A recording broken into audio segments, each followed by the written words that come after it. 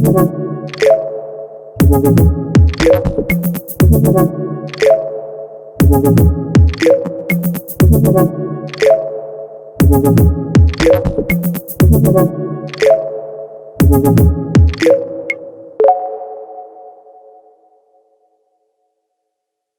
my name is Simon Good. I'm going to be taking you through the Copernicus Marine Service Sea Surface Temperature Training Python notebook.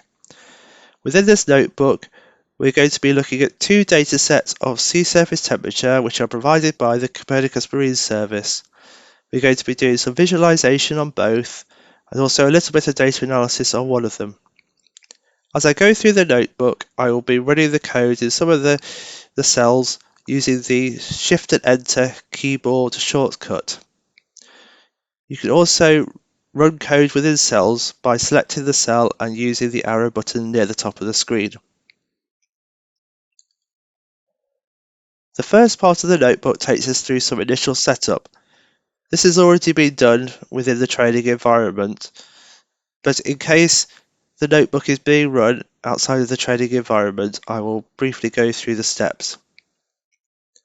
Firstly, the notebook has been set up and tested using Python version 3.7, so that's the best version of Python to be using when going through the notebook.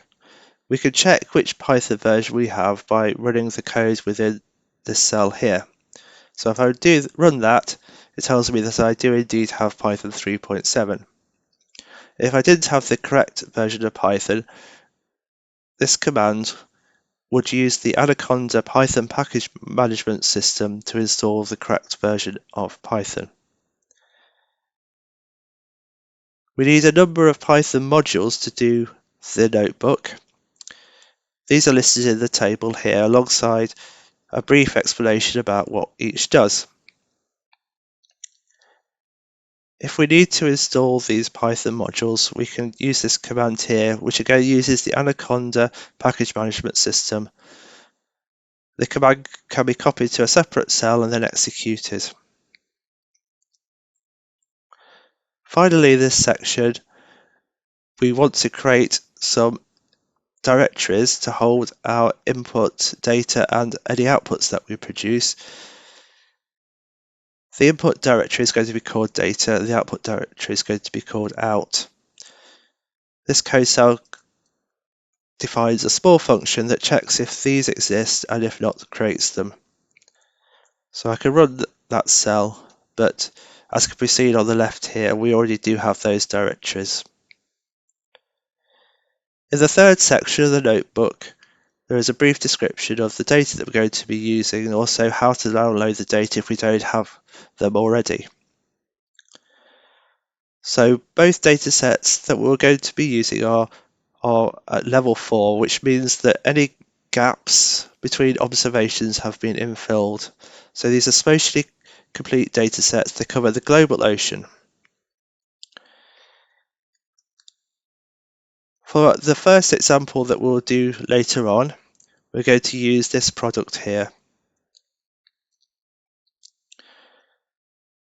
This is produced by combining together a number of different satellite SST data sets and also in situ data, and by infilling any data gaps that remain. It covers the global ocean on a regular 1/20th of a degree grid. It represents the foundation sea surface temperature, which is the SST from which the diurnal cycle grows. The data are provided in NetCDF format following the Group for High Resolution Sea Surface Temperature specification, which means that it follows a number of conventions. In fact, all the sea surface temperature data sets provided by the Copernicus Marine Service follows this specification, so it is easy to switch between each product without having to do a lot of extra code writing. And because the specification follows conventions, many data reading packages should easily be able to read the data. If you want to find out more about the data sets, there is a paper reference here.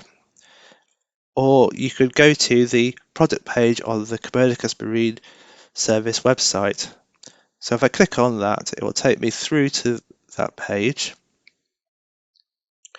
And there is a number of tabs here. In the information tab, there is an overview of the data set with some information about it. There's a documentation tab, which gives links to the product user manual and quality information document. These are also linked from the notebook. The services tab tells us the different ways that can be used to download the data, and the news flash will show any news stories about the data set, such as if there have been any issues or if there's an upgrade on its way. There's also a view product button, which can be used to have a quick look at the data.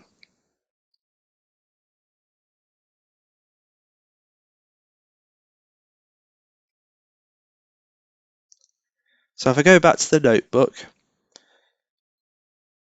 and scroll down a little bit, it tells us what we need to know to get the data that is going to be used within this notebook. So we're going to use a quarter of the globe, which spans from 0 degrees latitude to 90 degrees latitude, and from 0 degrees through to 180 degrees east. And we're going to use a single day. Our second example is going to use a different product, which is named here. This is a slightly different product. It's an hourly average skin SST product. So skin SST is the temperature very near the surface in about the top 10 microns. It's on a quarter of a degree grid, and there is a paper that can be looked at if you want more information, or you can go to the Copernicus Marine Service website using the links. So we're going to use the same section of the globe, but this time we're going to use 5 days of data. If we need to download the data, there's various services that the Copernicus Marine Service provides. The example here shows how to do that using a Python module called MotuClient. This can be installed using this command if required. And then this code example shows how to get those data downloaded for the first data set that we're going to use, and this is the code that's needed for the second data set. The only thing to remember is you need to have a Copernicus Marine Service username and password, which has to be inserted in the spaces shown. And we can then check that those data files have been downloaded. So if I run this code cell, and that shows that the two data files have been successfully downloaded, or in this case, were already present. So now we come to the exercises. There's 2 exercises that we're going to be looking at. The first one is going to be doing some map plotting.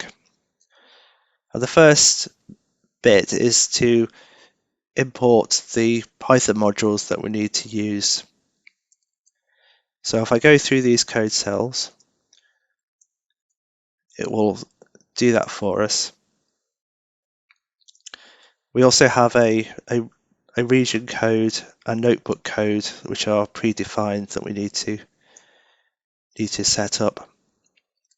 There is a small function here which can be used for getting the indices of an array between particular locations as well, so which will be used later.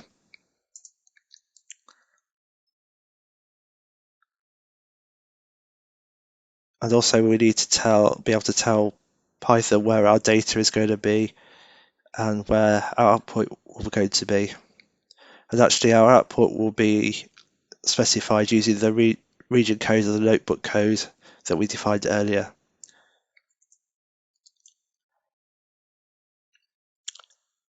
So if I execute this code cell here, it'll tell me what files that I've got in the current directory. So I've got the data directory, the output directory, and also the notebook. We'll need to create the path, the output path directory, because we only created the out directory so far. So if I do that using the checked function that was defined earlier, then relist what's in that directory, we can see that directory called 10-01 is now there. And we could also again check that the data files are there as we did previously. So we're all set up to go now. So we can start actually working with the data. This code cell defines the path to the data file that we're going to be using in this example, which is the one with A in the file name. And then we're going to use Xarray to actually open the data set.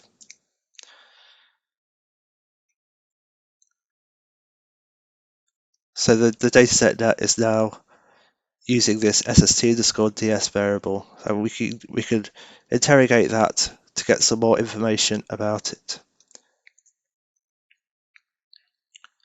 So this is telling us about the data that we've read in. As I mentioned, it's on a 123-degree grid. So, but there's only one time point in the file because it's a daily file. The two variables that we've read in are sea ice fraction and analyzed SST,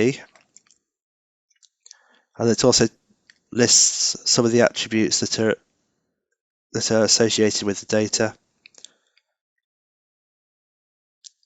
We can also list the information about the data variables that we've read in, and also about the coordinates of those data variables.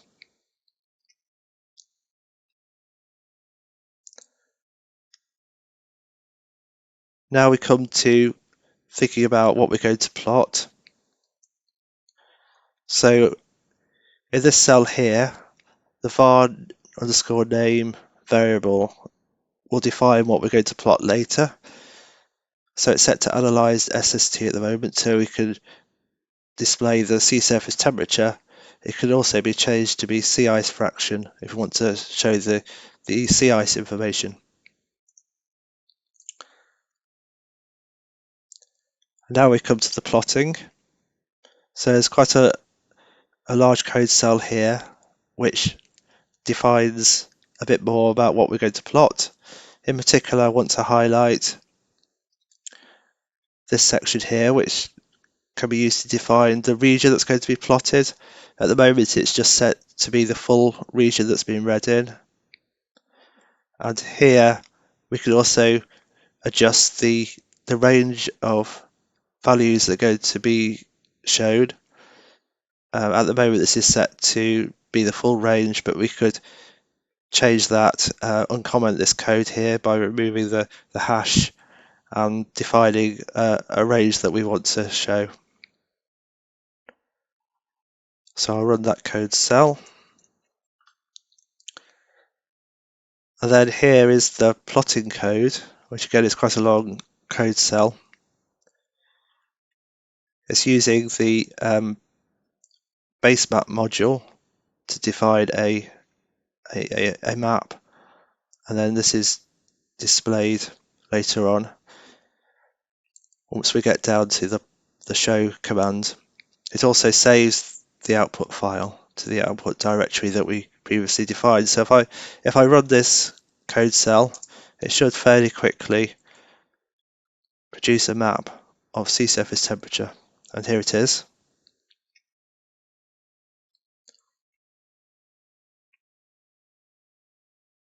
So there's various things that you could have a go at to alter the plot, such as changing the area that's shown, changing the minimum and maximum values in order to focus in on a particular temperature range, and also having a look at sea ice concentration and seeing how that compares to what the sea surface temperature is.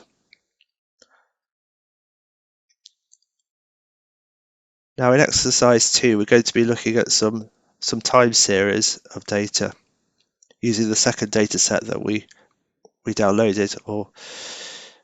So again, we've got a section on importing modules that get set up. This almost reproduces what was done earlier. It's included separately in case you don't want to run the exercises in order or just want to run one of them. So I'll just execute all these code cells and then we can move on to the data set. So this time we're going to be using the data file with B in the file name. So again, we'll use Xarray to open the data set and display some information. So this time we're on a 1/4 grid, so the size of the arrays are smaller. But there's 120 time points because we read in 5 days of data. And this time we've just got a single data variable, which is analyzed SST. So we'll set some configuration about what we want to look at. So we're going to be looking at analyzed SST, as I mentioned. Now we're going to extract some time series from the data. So we can define 2 points here that we want to look at. So I've just chosen 2 locations on the equator or close to the equator, but these could be changed to anything that's of interest to you.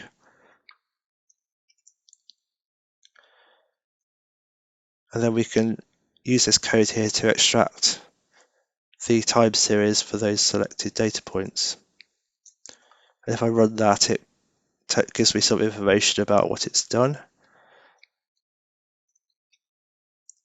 And the same for the second data point. And then we're going to, there's a second pair of commands which then actually gets the sea surface temperature time series. So if I run those, it then gives me a printout about what the time series of sea surface temperature is. And similarly for the second point.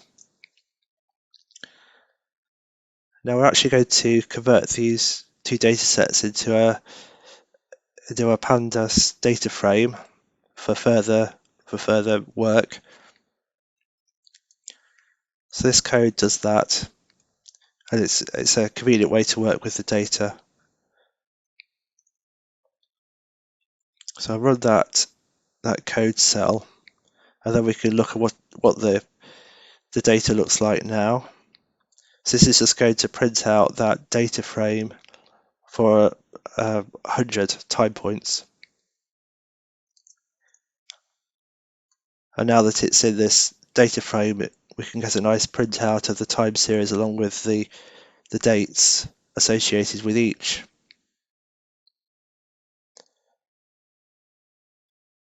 It also provides a method to give us some statistics of the data.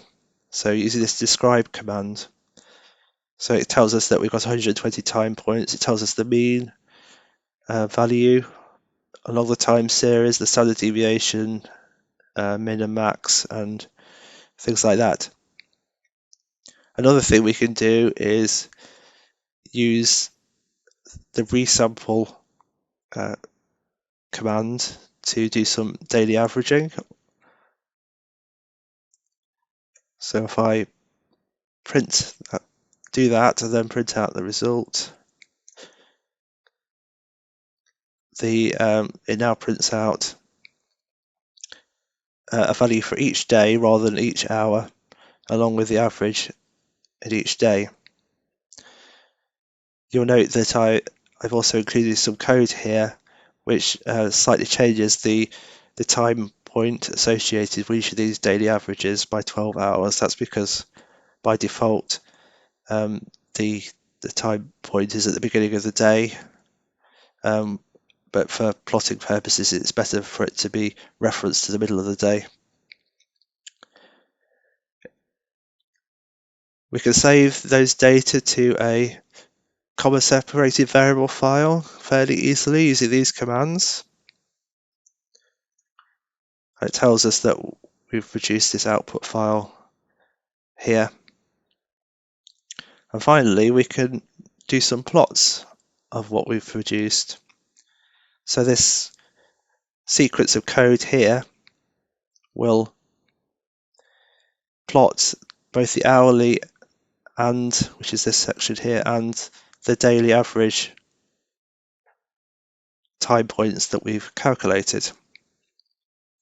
So if I execute this code, it will generate the plot for me. And it shows the time series of data points at each of the two locations with the dots and the thin lines, plus the daily averages with the thick lines. And you can see some interesting things in the plots, like the offset and the peak SST at each of the two locations.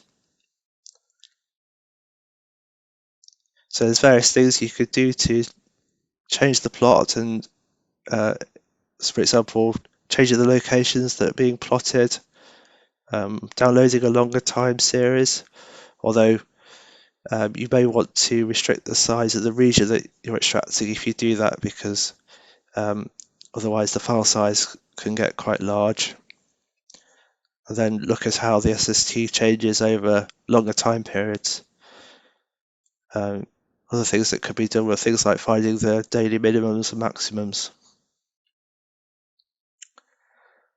So that covers the two exercises. I hope that this has been a useful training exercise. Thank you for listening.